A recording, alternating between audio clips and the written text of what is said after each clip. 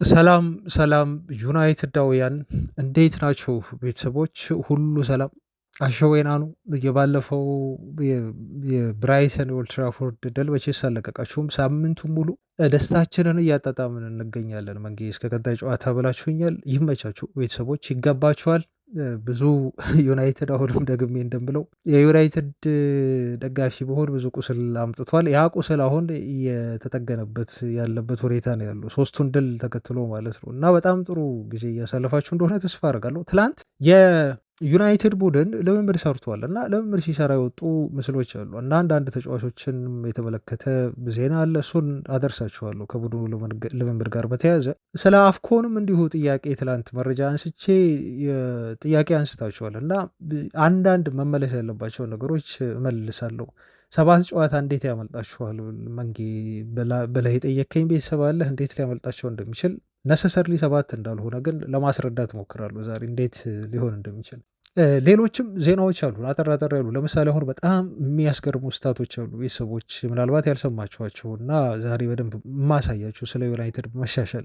ከዛ ውጭ ደግሞ እንዲሁ አጠር አጠር ያሉ ዜናዎች አሉ። ጄጄ ገብርኤል በናይኩ ሲኢኦ በጣም ተሞግሷል። ይሄ ልጅ ምናሉ ትሰማላችሁ። ከዛ ውጭ የቅድመ ዝውውር ዜናዎች አሉ አዳዲስ የተሰሙ የጋላገር ጉዳይ አለ። የኢሊየት አንደርሰን ዋጋ ተለጥፏል። ምን ያህል ተጠየቀበት? እሱን ትሰማላችሁ። የባሌባ ጉዳይ አለ። ዜን የቼልሲውን ራሱ አንድሮይ ሳንቶስን ዩናይትድ ይፈልገዋልም ተብሏል። የነ ዘርኪዚና ኮቢ ሜኖም ጉዳይ አለ። ፕላስ ደግሞ የሆይላንድ እና አስገራሚ የሆነው ማክቶምን ወደ እንግሊዝ ይመለሳል የተባለበትን ምክንያትንም እንዲሁ እናነሳለን። አብራችሁኝ ይሁኑ። ከወደዳችሁን ቻናሉን ዜናዎቻችንን ከወደዳችሁ እንዲሁ ላይክ ማድረጋችሁን አትርሱ። መልካም ቆይታ። ከትላንትናው የዩናይትድ የልምምድ ሴሽን የተመለከትናቸው የታዘብናቸውን አንዳንድ ነገሮች እንዲሁ እናውራ። በቅድሚያ የቡድናችንን ወቅታዊ አንዳንድ ተጫዋቾችን ወቅታዊ ሁኔታም እንድንረዳ ያደርጋል። ምስሎች ወጥተዋል።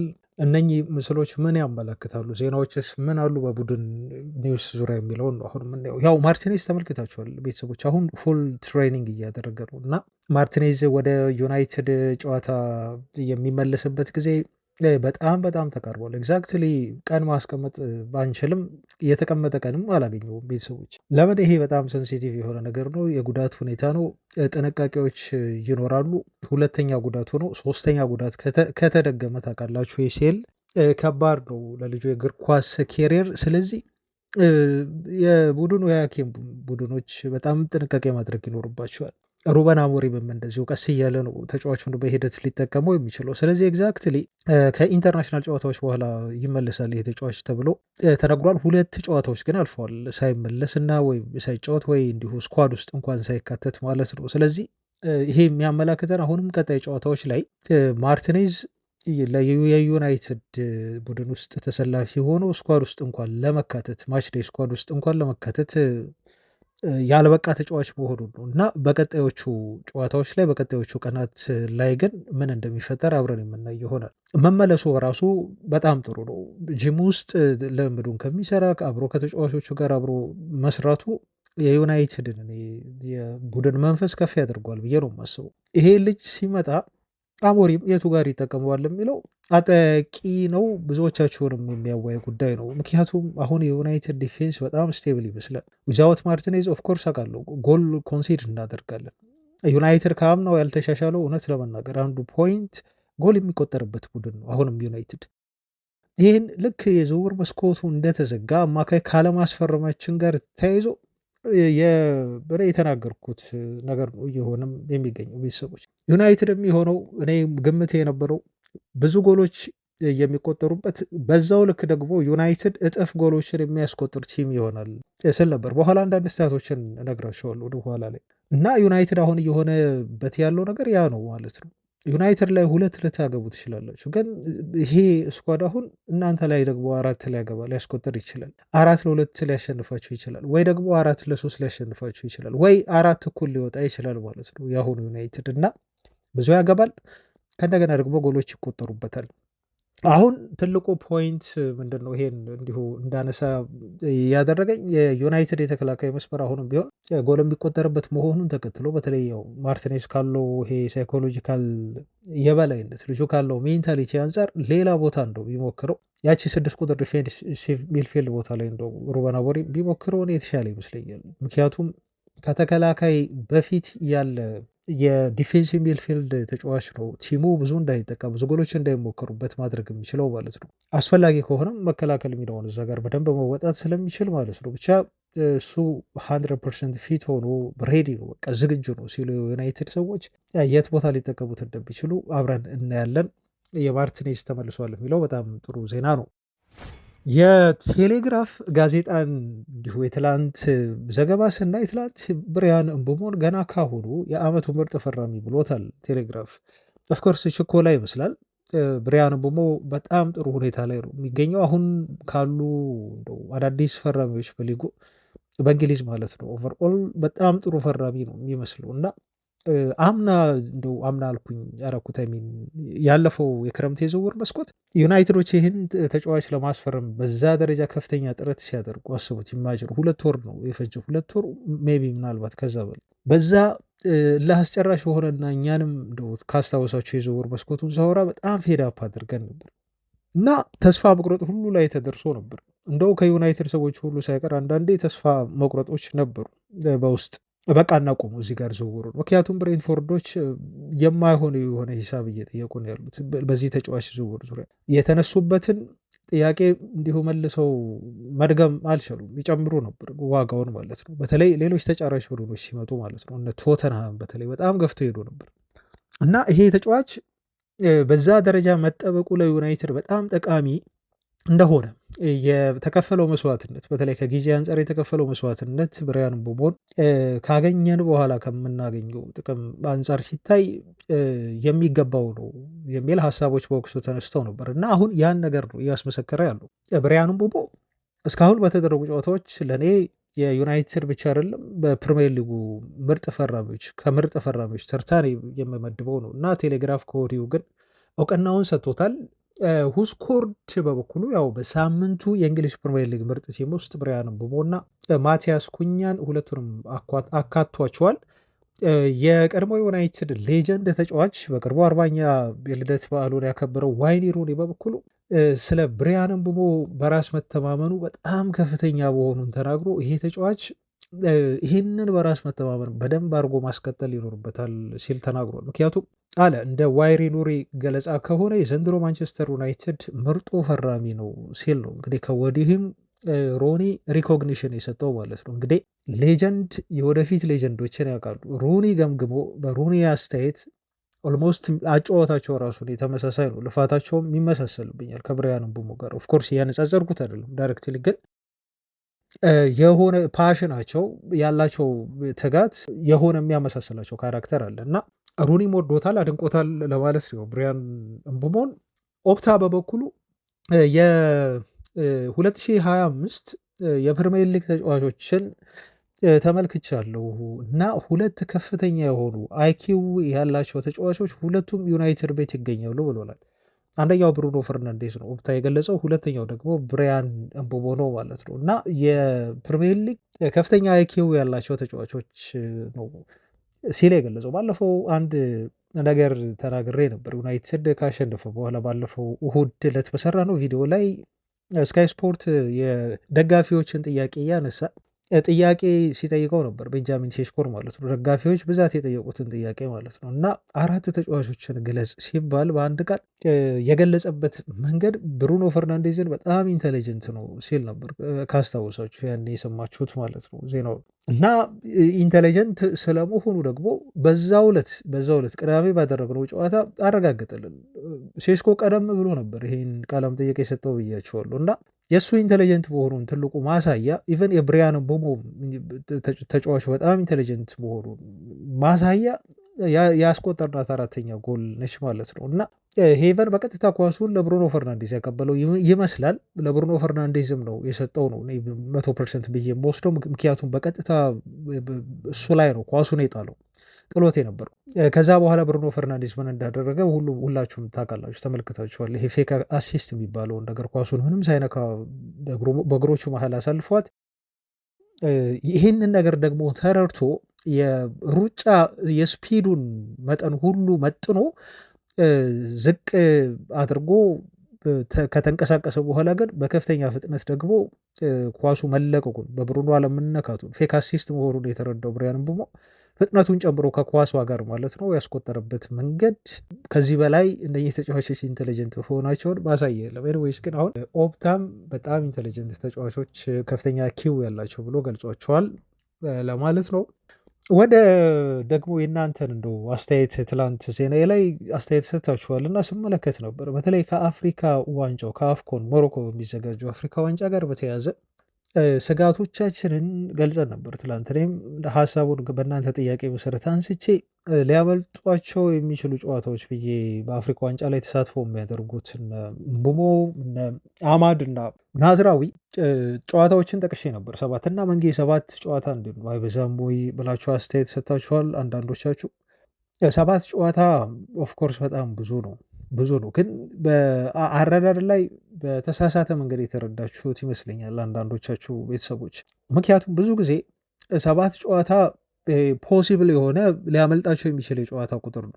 ፖሲብል የሆነ ሊሆን የሚችል ነው፣ ግምት ነው፣ ማክሲመሙ ነው፣ ማክሱ ነው የተያዘው ማለት ነው 7 ተብሎ የተገለጸው እንጂ 3ም ሊሆን ይችላል፣ 4 ጨዋታም ሊሆን ይችላል፣ 5 ጨዋታም ሊሆን ይችላል። ዊዶን ነው 7 ጨዋታም ሊሆን ይችላል። አናቅም።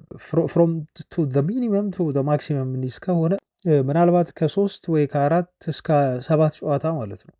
ለምን ረዘመ? ዩናይትድ በሳምንት አንዴ ነው የሚጫወተው እና እንዴት 7 ጨዋታ ሊሆን ይችላል ብላችሁ አስተያየት ይሰጣችኋላችሁ። ምክንያቱም የአፍሪካ ዋንጫ የሚካሄድበት ሰዓት የቦክሲንግ ዴይ ሰዓት ነው ቤተሰቦች፣ እና ቦክሲንግ ዴይ ደግሞ በአንድ ሳምንት ውስጥ 3 ጨዋታ የሚደረግበት ጊዜ ነው። ከዛ ጋር ስለሚገጣጠም እኮ ነው እንደዛ ሊሆን የቻለው ማለት ነው። እና እግረ መንገዴን በዚሁ ለመመለስ ነው። ግን እዚህ ጋር አንድ የተሳሳታችሁት ነገርና እንደው ስለ አፍሪካ ዋንጫ እንደዚሁና ስለ ዩናይትድ ስጋት 3ቱ ተጫዋቾች አለመኖር ስናወራ 7 ስንል ለምሳሌ ሆነ በባለፈው የአፍሪካ ዋንጫ ላይ የአንድሬ ኦናናን ጉዳይ ውሰዱ። ዩናይትድ ይህን ተጫዋች ቶሎ አልለቀቀውም ነበር። በጣም አስፈላጊ ስለሆነ ይሄ ልጅ ኦናናን አቆየው ዩናይትድ እና ጥሪ ሲደረግላቸው የካሜሮ ብሔራዊ ቡድን ተጫዋቾች እሱ አልሄደም ነበር። ስለዚህ ዩናይትድ ይዞት ተጫዋቹ የካሜሩን ብሔራዊ ቡድን ልክ እንደ ተነጎዳያ አይነት ጨዋታ ሲኖረው ለቀቀው ማለት ነው። ዛሬ ጨዋታውን ለዩናይትድ ካደረገ በኋላ ማለት ነው። ስለዚህ ምን ልል ፈልጌ ነው፣ እነ ኮትዲቫር እና ካሜሩን ደግሞ ተመሳሳይ ምድብ ላይ ናቸው በነገራቸው ላይ። ስለዚህ የሚሄዱበትም ቀን ተመሳሳይ ነው ማለት ነው። ማዘግየት ይችላል ዩናይትድ። እነኝን ተጫዋቾች ቶሎ መልቀቅ አለበት፣ ግዴታው ነው። በነገራቸው ላይ እዚህ ጋር ህጉ የሚለው ማንቸስተር ዩናይትድ ሁለቱን ተጫዋቾች እንደው የዓለም አቀፍ እግር ኳስ ህግ የሚለው በብሔራዊ ቡድን ግዳጅ ላይ ጥሪ ከቀረበላቸው አስገድዶ ዩናይትድ ማቆየት አይችልም። ግን ማድረግ የሚችለው ከእግር ኳስ ፌዴሬሽኖች ጋር መወያየት ይችላል። ከካሜሮን እግር ኳስ ፌዴሬሽን እንዲሁም ከአይቨሪ ኮስት እግር ኳስ ፌዴሬሽን ሰዎች ጋር ተወያይቶ ግን ከተስማሙ ልጆቹን ዩናይትድ ለሚፈልገው ጨዋታ ተጠቅሞ መልቀቅ ይችላል ማለት ነው። አርሊ መልቀቅ ላይኖርበት ይችላል ዩናይትድ እና ይህን አድቫንቴጅ ሊጠቀሙ ይችላሉ፣ ይጠቀማሉም ብዬ አስባለሁ። በጣም ወሳኝ ተጫዋቾች ስለሆኑ ማለት ነው እነዚህ ልጆች እና ሁለቱ አንድ ምድብ ላይ ናቸው ብያቸዋለሁ። ሁለቱ አንድ ምድብ ላይ መሆናቸው ደግሞ ዩናይትድ ምናልባት ሁለቱም እንደው ሊያልፉ ይችላሉ፣ ግን በእግር ኳስ የሚታወቅ ነገር ምንም ውጤት ሊፈጠር ይችላል። ካሜሮንም ወይም ደግሞ አይቬሪ ኮስት ከምድባቸው ሊወድቁ ይችላሉ ከሁለት አንዳቸው፣ ግን ሞስት ፕሮባብሊ ሁለቱም ተያይዘው ያልፋሉ ተብሎ ነው የሚጠበቀው ማለት ነው። እና 7 ጨዋታ ሊሆን የሚችለው በጊዜ የተለቀው ልጆቹ እስከ ፋይናል የሚደርሱ ከሆነ ነው። በዛ ላይ ደግሞ ማለት ነው ከምድብ ካለፉ በኋላ የጥሎ ማለፍ ጨዋታ አለ። ስለዚህ ሊሸነፉም ይችላሉ። እኔ ነሰሰርሊ እንደው ገምት ካላችሁኝ እኔ ሞሮኮ ብሔራዊ ቡድን ነው በጣም ስፔሻል የሆነ ብሔራዊ ቡድን ነው። ስለ ሞሮኮ ብሔራዊ ቡድን ከዚህ በፊት ተናግሬያለሁ። የማዝራዊ ቡድን የሚገርም ታለንት ያላቸው ልጆች ነው ያሉት። እኔ ፔጄን ነው የሚያስታውሱኝ አጫወታቸው በራሱ ይሄ ተክለሰውነታቸው ከኢትዮጵያውያን ተክለሰውነት የገዘፈ አይደለም። በጣም ቀጫጭ እንትና ተክለሰውነታቸው ከሌሎች አፍሪካውያን ተጫዋቾች አንጻር ስናይ፣ አይምሯቸው ግን ይሄ የእግር ኳስ አይኪዋቸው ፍጥነታቸው በጣም የሚያስገርም ነው እና የሚጫወቱበት መንገድ እኔ የሞሮኮ ብሔራዊ ቡድንን የአፍሪካ ብሔራዊ ቡድን አድርጌ አልቆጥረውም እና ይሄን የአፍሪካ ዋንጫም ያስቀሩታል የሚል እምነት አለኝ እና እነሱ ሞሮኮን ነው እስከ ፋይናል ይሄዳሉ ብዬ በደንብ የምጠብቀው። ስለዚህ ማዝራዊ ነው እስከ ፋይናል ሊሄድ የሚችለው ብዬ በደንብ የማስበው። ከአይቮሪ ኮስትና ከካሜሮንም አንዳቸው ሊሄዱ ይችላሉ። ስለዚህ ነሰሰርሊ አሁን ምን ለማለት ነው ስለዚህ ጉዳይ ጨርሼ ስነግራችሁና ስወጣ አፍሪካ ዋንጫ ላይ የምድብ ጨዋታዎች አሉ። ከዛ መውደቅ ይኖራል። ከዛ ደግሞ ዩናይትድ እንዲሁ ተነጋግሮ ከፌዴሬሽኖቹ ጋር ልጆቹን ለጊዜው ማዘግየት ይችላል እና ብዙ መፍትሄዎች አሉ የጨዋታ ቁጥሮችን መቀነስ የሚቻልባቸው እና ይሄን አድቫንቴጅ ዩናይትድ ይጠቀማል እንጂ 7 ጨዋታ ያመልጣቸዋል ማለት አይደለም። እዚህ ላይ ያስምሩል። እዚሁ አፍሪካ ዋንጫ ጋር እንደዚሁ እንውጣና ግን የተያዘ ቢሆንም ዩናይትድ ሰዎች የአንዳንድ ተጫዋቾችን ልቀቁኝ ጥያቄ አይቀበሉም እና ብሎክ ያደርጉታል ተብሎ ተነግሯል። አንዳንዶች እንደውም በዚህ አፍሪካ ዋንጫ ምክንያት ቲሙ እንዳይጎዳ ዩናይትድ ተጫዋች ሁሉ ማስፈረም አለበት፣ ወደ ዝውውር መስኮቱ መውጣት አለበት ብለው በሚናገሩበት ሰዓት ደግሞ አንዳንድ ተጫዋቾች ደግሞ ያው ከራሳቸው ኢንተረስት አንጻር ክለቡን ልቀቁን እንጫወት በውሰት ብለው ጥያቄ እየጠየቁ ያለበት ሁኔታ ነው ያለው ማለት ነው። እና አሁን የዩናይትድ አመራሮች በግልጽ ውሳኔያቸውን አሳውቋቸዋል ለሁለቱ ተጫዋቾች። በተለይ ስለ ኮቢ ሜኑ እና ስለ ጆሹዋ ዘርክዚ ነው የማወራው። እነኚህ ተጫዋቾች በጥር የዝውውር መስኮት ዩናይትድን መልቀቅ እንደማይችሉ እና የትኛውም የዝውውር ጥያቄ ቢቀርብ እነኚህ ልጆች ዩናይትድ እንደሚያቆያቸው በክለቡ አሳውቋቸዋል ተብሎ ተገልጿል። ብሎክ ያደርጋል የትኛውንም የዝውውር እንቅስቃሴ በሁለቱ ተጫዋቾች ዙሪያ የሚመጣ ማለት ነው። በተለይ ዘርክዚ በጣም አስፈላጊ ይሆናል ለዩናይትድ። ኦፍኮርስ አውቃለሁ ትላንት አንድ ቤተሰብ ኮሜንት ላይ እንደው ተናግረህ ነበር እነ ሌሲም አሉ እዛ ቦታ ላይ ስትል ተናግረሃል። አዎ ሌሲም ለዛም ይመስላል አሁን ከዋናው ቲም ጋር ልምምድ እየሰራ ያለው። ትላንት የልምምድ ሴሽናቸው ላይ ራሱ 4 አዳዲስ እንዲሁ ፊቶች ነበሩ፣ ተከላካዮች ምናምን ከታዳጊ ቡድን የመጡ እና ሌሲን ምናልባት ልናየው እንችላለን። ብሪያን ምቡሞ እና እዛ ቦታ ላይ ስለማይኖሩ ለዛም ይመስለኛል በተደጋጋሚ ይሄ ልጅ ከዩናይትድ ዋናው ቡድን ጋር ለመንበድ እንዲሰራ እየተደረገ የሚገኘው ማለት ነው። እና አሞሪም እንደ አንድ ኦፕሽን ሊጠቀመው ይህን ተጫዋች ላየው ይችላል፣ አይታወቅም። ሌሲም እኮ ምናልባት እዛ ቦታ ላይ እኚህን ተጫዋቾች ያስቀምጣል ብለን ባንልም ከጥቂት ዓመታት በኋላ ግን ልጁ ያለው ታለን እዛች ቀኝ ኮሪደር ቦታ ላይ ምርጥ ከሚሆኑ ተጫዋቾች መካከል ልጁ አያያዙ እንደዛ ነው የሚመስለው እና እሱም ኦፕሽን አለን። ትክክል ነው ቤተሰብ። ግን ዘርኪዚም ደግሞ አለ። ዘርኪዚ የመጫወት እድል ማግኘቱ ደግሞ አይቀርም ያኔ እና ዘርኪዚን መልቀቅ በተለይ ለዩናይትድ ትልቅ ችግር ነው ቢሆነው። ስለዚህ ዩናይትዶች ኦልሬዲ በቃ ዘርኪዚን እንደማይለቁት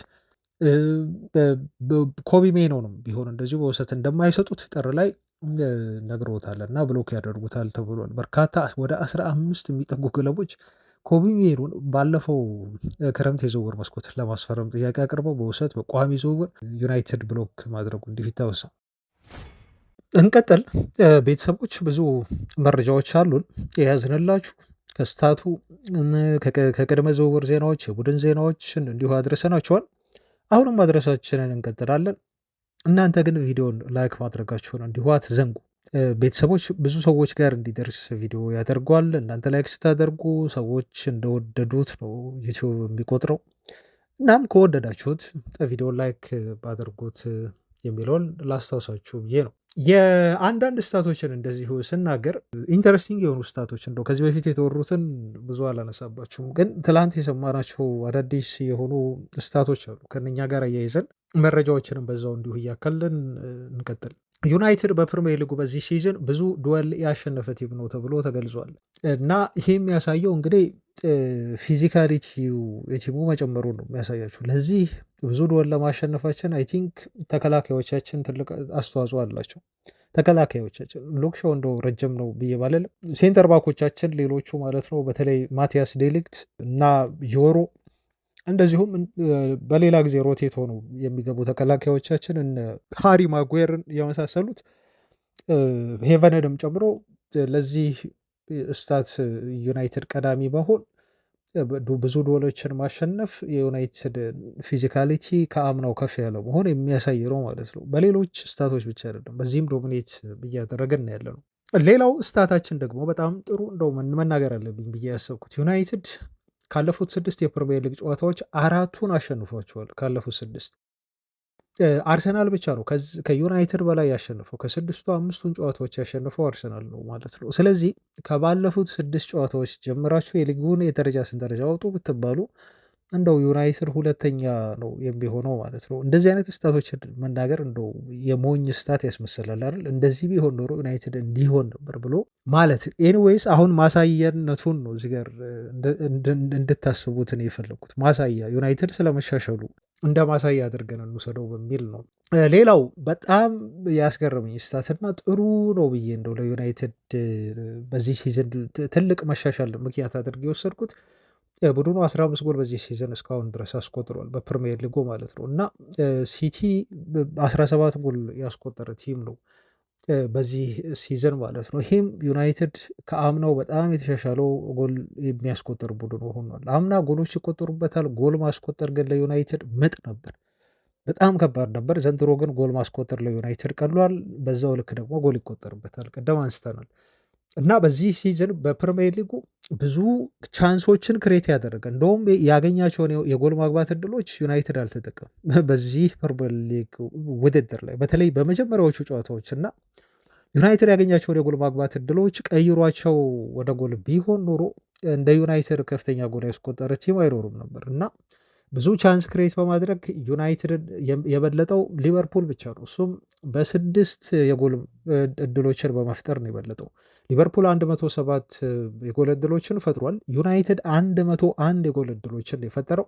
ማንቸስተር ሲቲ 95 የጎል እድሎችን ፈጥሯል። 91 ኒውካስል ፈጥሯል። 89 ደግሞ አርሰናል ፈጥሯል ማለት ነው። አሁን ማን ኦፌንሲቭ ቲም እንደሆነ ማን ዲፌንሲቭ ቲም እንደሆነ ይሄ በደንብ ማሳየ ነው ቢሆነው ማለት ነው። እና ታምናላችሁ እንግዲህ በዚህ ሲዝን ማንቸስተር ዩናይትድ ከአርሰናል በላይ እስካሁን በተደረገ የፕሪሚየር ሊግ ጨዋታ የጎል ማግባት እድሎችን ፈጥሯል። ከአርሰናል በላይ ሊቨርፑል ብቻ ነው የሚበልጠው በሊጉ እንደነገርኳቸው፣ ሲቲን በልጧል። ኒውካስል ዩናይትድንም እንዲሁ በልጧል ማለት ነው። እና ዩናይትድ እኮ ትንሽ ኤለመንት ነው የቀረው ማለት ነው። ዩናይትድ ብዙ የጎል ማግባት እድሎችን ፈጠረ። የእንግሊዝ ፕሪሚየር ሊግ የደረጃ ሰንጠረዥ አናት ላይ ግን ያለው ዋናው አርሰናል ነው። አርሰናል ደግሞ ከዩናይትድ በጣም ያነሰ የጎል ማግባት እድል ነው የፈጠረው። ይሄ የሚነግራችሁ ምንድን ነው ቤተሰቦች? የምናገኘውን የጎል ማግባት እድል ወደ ጎልነት ብንቀይር ኖሮ ዩናይትድ ይሄኔ ሹድ ሃቭ ቢን ኦን ቶፕ ኦፍ ቴብል። በቃ ያ ነው ፖይንት። በፕሪሚየር ሊጉ የደረጃ ሰንጠረዥ አናት ላይ ይሆን ነበር። እኔም ሳስበው ዝም ብዬ ወጣ ብዬ እንደው እያንዳንድ ጨዋታዎቻችንን ውጤት ወደኋላ መለስ ብዬ ሳስብ አሁን ከፉልሃም ጋር የጣልነውን ነጥብ አስቡ፣ 2 ነጥብ አይደል? ከአርሰናል ጋር አርሰናል በራሱ ዩናይትድን ማሸነፍ የለበትም ነበር። በዛ በኦልትራፎርዱ ጨዋታ ዩናይትድ 3-1 ምናምን ማሸነፍ የነበረበት ጨዋታ ነው። አርሰናልም ጨዋታ 2 ነጥብ ብናገኝ ኖሮ ከአርሰናል ራሱ ነጥብ እንወስዳለን። ዩናይትድ 4 ነጥብ በሉት አሚን 5 ነጥብ በሉት ከፉልሃም እና ከአርሰናል ጋር ያመከነው። ብሬትፎርድ እንኳን እና ሲቲ ቶታሊ ዶሚኔት ተደርገን ተበልጠን ነው የተሸነፍነው እና የምንቆጭባቸው ጨዋታዎች አይደሉም ሁለቱ። የአርሰናልና ግን የፉልሃም ጨዋታ ይሄ ስታትም እንደው ስናይ ዩናይትድ ይሄኔ 5 ነጥብ እንደው የጣለበት ብዬ የማስባቸው ጨዋታዎች ናቸው እኔ በግሌ የምወስደው እና እነኛ 5 ነጥቦች አሁን ተደምረውልን ቢሆን ኖሮ የቱ ጋር እንደምንገኝ በእንግሊዝ ፕሪሚየር ሊግ የደረጃ ሰንጠረዥ መገመት ትችላላችሁ። እና ለዛ እኮ ነው አሁን ዩናይትድ ብዙ የጎል ማግባት እድሎችን ፈጥሮ ግን ከአርሰናል በላይ ፈጥሮ ግን አርሰናል በልጦ አርሰናል በደረጃ ሰንጠረዡ ደግሞ ወደ ላይ የወጣው ማለት ነው። ምክንያቱም አርሰናሎች የሚያገኟትን ይጠቀማሉ፣ አስጠብቀው ደግሞ ይወጣሉ። 1-0 ይሁን አርሰናል እንደዚህ አይነት ባህሪ ነው የሚኖረው በዚህ ሲዝን እና የፕሪሚየር ሊጉን ዋንጫ የሚያነሳ ከሆነ አርቴታ እንደው ያነሳል የሚል እምነት የለኝም። ግን አርሰናል ዲፌንሲቭ የሆነ ቲም ሆኖ ነው ይሄ ጠባብ ውጤት እያስጠበቀና በተከላካዩ አማካኝነት ነው ዋንጫ ሊያነሳ የሚችለው። ዩናይትድ ጋር ያለው ድክመት ደግሞ ተከላካዩ ነው ማለት ተከላካዩ ጎል ይቆጠርበታል። ስለዚህ ያ ነው ዲፈረንሳችን። አርሰናልን ወደ ላይ ከፍ ያደረገው ዩናይትድን ደግሞ ከአርሰናል ዝቅ ያደረገው ልዩነት ያ ነው እና ግን ስታቱ የሚናቅ ስታት አይደለም። በጣም ደስ የሚያሰኝ የዩናይትድን ለውጥ እንደዚሁ በደንብ አድርጎ የሚያሳይ ነው ማለት ነው እና ሩበን አሞሪም ለመጀመሪያ ጊዜ ነው 3 ተከታታይ ጨዋታ ያሸንፈው በዩናይትድ አሰልጣኞች ታሪክ 3 ጨዋታዎችን ያሸነፉ አሰልጣኞች ከዚህ በፊት አሉ። ሩበን አሞሪም አንዱ ነው ብያቸዋለሁ። ዴቪድ ሞይስ 2 ጊዜ 3 ተከታታይ ጨዋታዎችን አሸንፏል፣ በ2 የተለያየ ወቅት ማለት ነው። ሉዊስ ቫንሃል 3 ጊዜ ይሄን አድርጓል። ጆዜ ሞሪኖ ነው በዩናይትድ እንደው ያን ዩናይትድ በጣም መጥፎ ጊዜ ላይ ነው እንኳን በምንለበት ሰዓት 8 ጊዜ ያህል ተከታታይ 3 ጨዋታዎችን ማሸነፍ ችሏል ማለት ነው። ጆዜ ሞሪኖ 8 ጊዜ ይሄ ማለት 8 ጊዜ 3 ተከታታይ ጨዋታ ማሸነፍ እንደማለት ነው። ሶልሻየር 6 ጊዜ እንዲሁም ኤሪክ ቴናግ እንኳን 7 ጊዜ ይሄን ማድረግ እንዲሁ ችሏል ማለት ነው። እና ይሄ ይሄ ስታት እኔ በጣም ያስገረመኝ ስታት ነው። ሩበን አሞሪም ግን አንድ ነው ያደረገው። ይሄ ጅማሮ እንደሚሆን ቀጣይ ደግሞ ተመሳሳይ 3 ተከታታይ ድሎችን እንደሚያስመዘግብ ተስፋ እናደርጋለን። ብዙ ቡድኑ ትልቅ መነቃቃት ላይ ያለ ስለሆነ ማለት ነው። ወደኋላ ብሎ ነገር የለም። ከዚህ በፊት እንዳልነው ቤተሰቦች ከዚህ በኋላ ወደፊት ብቻ ነው ዩናይትድ ማሰብ ያለበት እና ያን ያደርጋሉ የሚል እምነት አለን ማለት ነው። በነገራችሁ ላይ ወደ አጫጭር ዜናዎች ከመግባቴ በፊት እችል ልናገር እና እናብቃ።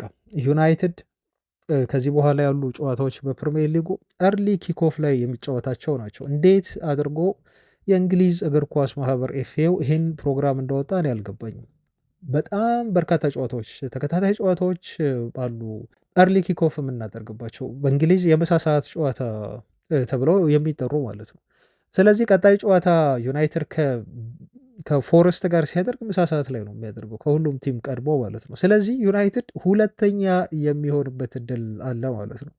ፎረስትን አዌይ ካሸነፍን በፕሪሚየር ሊጉ የደረጃ ሰንጠረዥ ከአርሰናል ቀጥለን ሁለተኛ ላይ እንቀመጣለን ማለት ነው። ሌሎች ቲሞች እስኪጫወቱ ጨዋታቸውን አድርገው እስኪያሸንፉ ድረስ ማለት ነው። ቤተሰቦቻችን በቀጣይ ሳምንት ብቻ አይደለም በቀጣዮቹ ሳምንታትም ኤርሊ ኪክኦፍ ስላሉን ወደ ላይ የምንወጣበት እድል ተፈጥሮልናል ለማለት ነው። ስለዚህ አንዴ ከወጣን ደግሞ አንወርድም ብለን ሙጭጭ ማለት ወይ ደግሞ ያችን ቦታ ይዘን መላመድ ነገር ስለሚኖር በቃ ከሁለተኛማ መውረድ የለብንም መጠጋጋት ነገር ይኖራል ማለት ነው። እና በጣም ጥሩ ኦፖርቹኒቲ ነው። እኔ ሰዓቱን ባልወደውም ግን ኤርሊ ኪክኦፍ የሚሆኑ ጌሞች ብዙ ጊዜ አንዳንዴ ትንሽ ምቾት አይሰጡም። የምሳ ሰዓት ጨዋታዎች ግን እንደዚህ አይነት ነገር ይፈጠራል። ዩናይትድ ሁለተኛ ይሆናል፣ ከአርሰናል በታች ይቀመጣል ማለት ነው። ወደ አጫጭር ዜናዎቻችን ስናልፍ የጄጄ ገብርኤልን መረጃ ጣል አድርጌ ወደ ሌሎቹ ልለፍ። ጄጄ ገብርኤል በናይኩ ሲኢኦ ተደንቋል። ይሄ ተደርጎ እንግዲህ ብዙ የሚታወቅ አይመስለኝም። አንድ ታዳጊ ተጫዋች በዓለማችን ላይ ትልቅ ብራንድ በሆነ በተለይ ደግሞ ናይክን በሚያክል ድርጅት ኃላፊ በሆኑት ሰው እንዲህ ሲደነቅ የሆነ የተለየ ነገር ባይኖር ሊሆን አይችልም። መቼስ ከልጁ የዩናይትድ ጨዋታዎች እንቅስቃሴ እኛ በቪዲዮ የምናያቸው ነገሮች አሉ። ከዛ በላይ ደግሞ ስለ ልጁ በደንብ ናይኮች ያውቃሉ። ስፖንሰር ናቸው። ኮንትራት አስፈርመውታል። ገና በልጅነቱ ናይክ ይሄን ለምን እንደሚያደርግ ያው ታውቃላችሁ። ያድናሉ። ኮንትራት ሲያስፈርሙ እኔ አንድ በናይክ የማምነው ነገር በደንብ አጥንተው ነው የሚያስፈርሙት የሚሆነው። በተለይ ታዳጊዎችን እንዲህ ኮንትራት ሲያስፈርሙ በደንብ ራሳቸውን ያሳዩ ፕሮፌሽናል ተጫዋቾች እንኳን እነሱን ብዙ ማጥናት አይኖርባቸውም። ምክንያቱም ራሱ የሚታይ ነው ስኪላቸው ወይም ያሉበት ደረጃ። እነኚህን ታዳጊዎች ግን በደንብ አድርገው ከጀርባ መመርመር፣ ማየት እና ፋይል ኮምፓይል ማድረግ ይኖርባቸዋል። ለዛም ይመስለኛል ስላመኑበት ናይኮች ተጫዋቹን የስፖንሰርሺፕ ስምምነት የሰጡት እና በጣም ጥሩ ገንዘብ እንደው በእድሜው ባይገለጽም ግን በጣም ጥሩ ገንዘብ ሰጥቶታል ለጄጄ ገብርኤል ተብሎ የተነገረው እና የናይክ ሲኢኦ ጄጄ ገብርኤል አሉ በእግር ኳስ ወደፊቱን እግር ኳስ መቆጣጠር የሚችል ተጫዋች ነው ብሎ ነው ያደነቁት እና የፉትቦል አይከን ይሆናል። የወደፊቱ የእግር ኳስ ሱፐርስታር ብቻ አይደለም፣ የእግር ኳሱ በራሱ የፉትቦል አይከን ይሆናል ብለው ነው እንግዲህ የገለጹት ማለት ነው። የእግር ኳስ ፉትቦል አይከን ስንል እንግዲህ ያው ታውቃላችሁ በዓለም እግር ኳስ አሻራ የጣሉ በጣም ሌጀንድ የሆኑ ተጫዋቾች ማለታችን ነው። ይሄን ማድረግ የቻሉ ደግሞ ብዙ ተጫዋቾች አይደሉም፣ ጥቂት ተጫዋቾች አሁን ካሉ እየተጫወቱ ካሉ ተጫዋቾች ተጫውተውም ካሳለፉት በጣም ጥቂቶቹ ናቸው የፉትቦል አይኮን ተብለው ሊጠቀሱ ሊሞገሱ የሚችሉ እና በዚህ ልክ ደረጃ ሲኢኦ ማድነቃቸው ትንሽ ስላስገረመኝ ነው። እንደው ሰሞኑን አልነገርኳቸውም እንዲህ የዩናይትድ አንደር ኦይቲ ቡድን የመጀመሪያ ሽንፈት ደርሶበታል። በነገራቸው ላይ ተከታታይ ካሸነፈ በኋላ ባለፈው ሙሉ የጨዋታ የበላይነት ወስዶ ግን የዳረም ፍሌቸሩ የዩናይትድ አንደር ኦይቲ ቡድን ለመጀመሪያ ጊዜ ሽንፈት ደርሶበታል። ይሄን በዛው ልንገራችሁ ብዬ ነው። ዝውውር ዜናዎችን እንዲሁ እንመልከት። አጠራጠር እያደረግን የቅድመ ዝውውር ዜናዎችን ራስመስ ሆይለንድ አሁን በቋሚ ዝውውር ወደ ናፖሊ ሊያመራ በጣም ስለመቃረቡ ተገልጿል። ኦፍኮርስ አሁን የዝውውር መስኮት ክፍት አይደለም፣ ግን ተጫዋቹን ሲወስዱት በቀጣዩ ክረምት ላይ ነው በቋሚነት ዝውውሩን እንዲሁ ለመፈጸም አስገዳጅ የሆነ አንቀጽ አካተው ናፖሊዎች ልጁን የወሰዱት። እዛ ከሄደ በኋላ ደግሞ ጥሩ የሆነ ተነሳሽነት ላይ ነው የሚገኘው ሆይለንድ እና ጎል እያስቆጠረላቸው ነው። ከኔፕልስ ሰዎች ጋር ፍቅር ውስጥ የወደቀ ነው የሚመስለው። ልጁም ተመችቶታል፣ በራስ መተማመኑ ጨምሯል እና ናፖሊዎችም በተጫዋቹ እንቅስቃሴ ደስተኛ ስለሆኑ በጊዜ ነው ገና የክረምቱ የዝውውር መስኮት ሳይከፈት ከወዲሁ በጥር የዝውውር መስኮት ላይ ልጁን ለማስፈረም ከዩናይትድ በይፋ ንግግር ጀምሯል እና ከዩናይትድ ጋርም አሁን እያወሩ ነው ተብሏል። ያው ቅድመ ወሬዎች ማለት ነው። ገና የዝውውር የጥሩ ከመከፈቱ በፊት ሁኔታዎችን ለመጨረስ ክለቦች መነጋገራቸው የተለመደ ነው።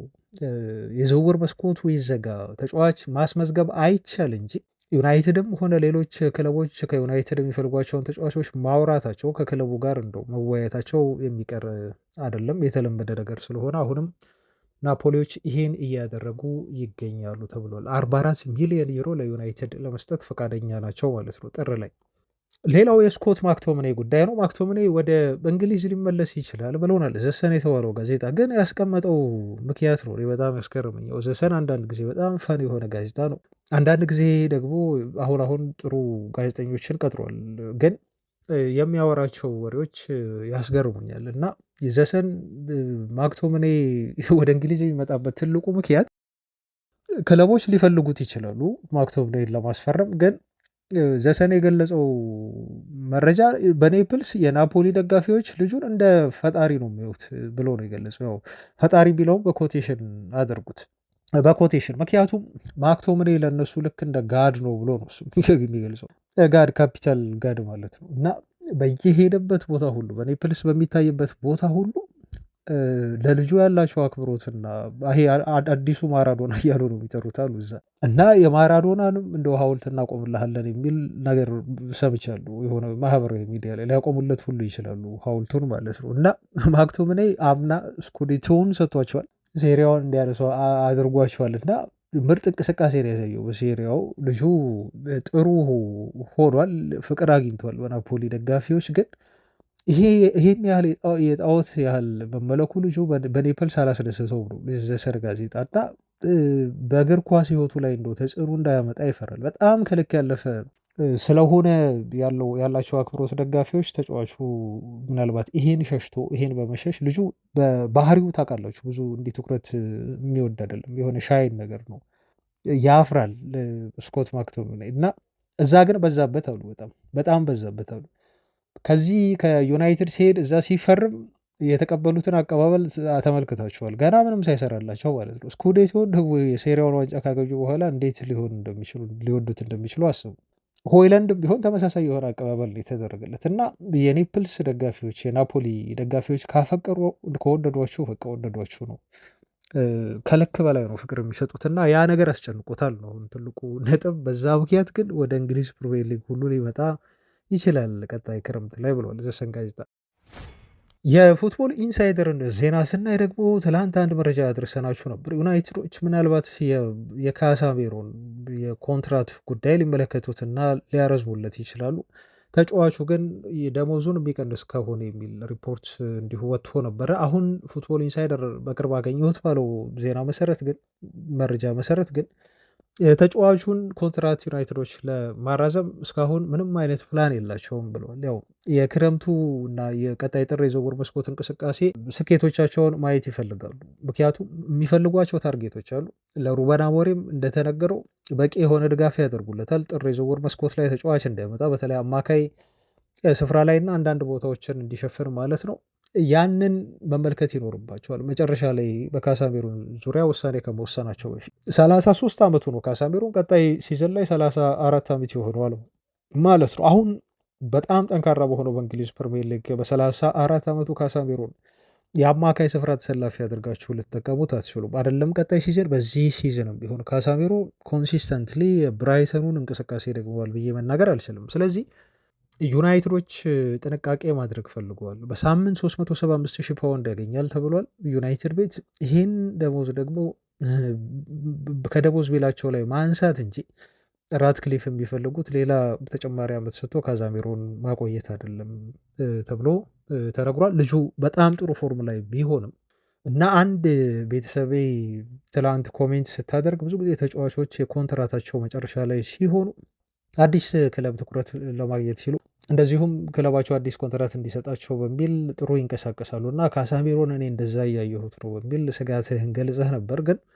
ዩናይትዶችም ያው በዚህ መልኩ ኮንትራቱን ለማራዘም እየተመለከቱ አይደለም የሚል ዜናው ወጥቷል።